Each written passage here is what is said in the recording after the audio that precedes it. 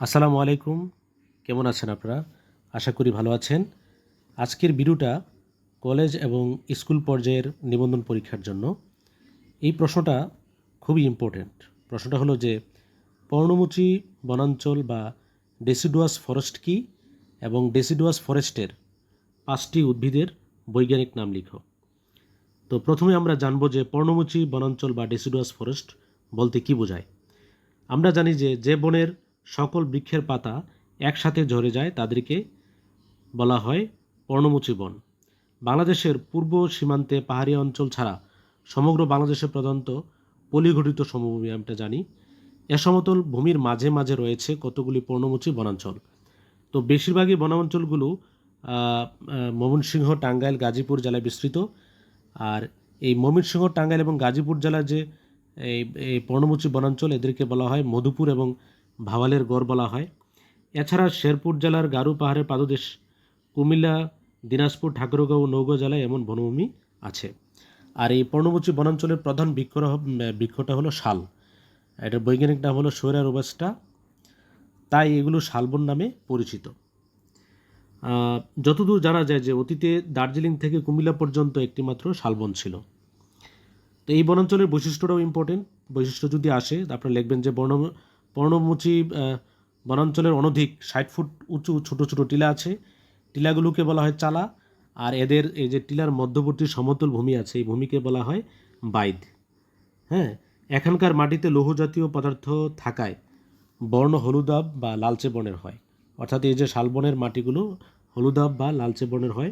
শুকনো অবস্থায় মাটি শক্ত থাকে এবং বৃষ্টিপাতের পর কাদায় পরিণত হয়। এখানকার মাটি পুরাতন পলি দ্বারা গঠিত। মাটিটা পুরাতন পলি মাটি দ্বারা গঠিত। আর বৃষ্টিপাতের পরিমাণ গড় পরিমাণ 175 সেন্টিমিটার, খুব কম। গড় তাপমাত্রা শীতে 17.8 ডিগ্রি সেলসিয়াস এবং গ্রীষ্মে 26.7 ডিগ্রি সেলসিয়াস থাকে। বসন্তে গাছে নতুন পাতা আসে এবং আর শীতে পাতা ঝরে যায়। তো কয়েকটি শালবনের সংক্ষিপ্ত বর্ণনা। বাংলাদেশে যে শালবনগুলো দেখা যায় যেমন বরেন্দ্র বনাঞ্চল। বরেন্দ্র বনাঞ্চল হলো দিনাজপুর, রংপুর এবং রাজশাহী জেলায় অবস্থিত। বনগুলো সরু ফালি আকারে বিস্তৃত। তারপর আছে রাংটিয়া ও গজনি বনাঞ্চল। এটা হলো শেরপুর জেলার উত্তরে পাহাড়ি এলাকায় অবস্থিত। মধুপুর বনাঞ্চল টাঙ্গাইল জেলার মধুপুর, গাজীপুর ও ময়মনসিংহ জেলার কিছু অংশ নিয়ে গঠিত। রাজেন্দ্রপুর বনাঞ্চল গাজীপুর জেলার উত্তরাংশে অবস্থিত। চন্দ্রা বনাঞ্চল গাজীপুর জেলার পশ্চিমাংশে অবস্থিত। লালমাই শালবন অঞ্চল কুমিল্লা জেলার লালমাই পাহাড়ে অবস্থিত। এটা হলো বাংলাদেশের কয়েকটি শালবনের বর্ণনা। আর এই শালবনের যে উদ্ভিদগুলো থাকে পরীক্ষাতে আসতে পারে যে পর্ণমোচী বনাঞ্চল বা ডেসিডুয়াস ফরেস্টের অথবা পত্রঝরা বনাঞ্চলের 5টি উদ্ভিদের বৈজ্ঞানিক নাম লিখুন। তা আপনারা একটু খেয়াল রাখবেন। প্রথমে লিখবেন প্রধান বৃক্ষ হলো শাল, এটা হলো সোরিয়া রোবাস্টা। তবে অঞ্চল ভেদে অন্যান্য বৃক্ষ বা উদ্ভিদ কিছুটা পার্থক্য রয়েছে।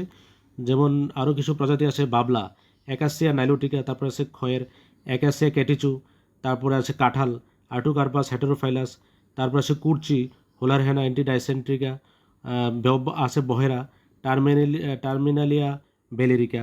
এরকম করে আরও আছে যেমন লজ্জাবতী আছে, মাইমুসা পুডিকা, তারপর আছে আমলকি ফাইলেন্থাস অ্যাম্বিলিকা, তারপর আছে করুই এলবিজিয়া প্রসেরা। এরকমভাবে অনেকগুলো উদ্ভিদই আছে। তো আপনারা পরীক্ষার জন্য অন্ততপক্ষে 10টা উদ্ভিদের বৈজ্ঞানিক নাম মনে রাখবেন, যেন পরীক্ষার মধ্যে আসলে অন্ততপক্ষে 5টার নাম মনে রাখতে পারেন। তো ভিডিওটা কলেজ লেভেল এবং স্কুল লেভেল পর্যায়ের জন্য খুবই ইম্পর্টেন্ট।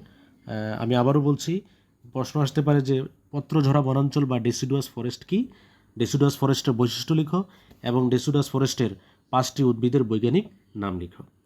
তো আমি মনে করি যে এই ভিডিওটা আপনাদের জন্য খুবই ইম্পর্টেন্ট, এই জন্য ভিডিওটা তৈরি করা।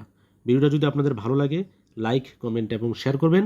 এবং আপনাদের অন্য কোনো ভিডিও লাগলে আপনাদের যেটা প্রয়োজন আপনারা আমাকে কমেন্টসের মাধ্যমে জানাবেন। ধন্যবাদ সকলকে।